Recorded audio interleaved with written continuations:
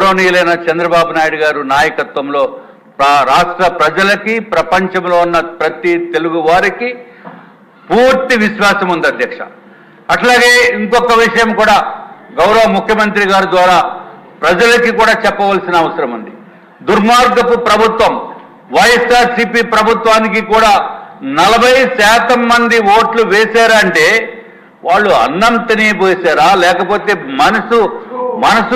మనసుతోటి ఆలోచించి ఓటు వేశారా, ఏ విధంగా ఓటు వేశారా అనేది మాకైతే అర్థం కావటం లేదు అధ్యక్ష.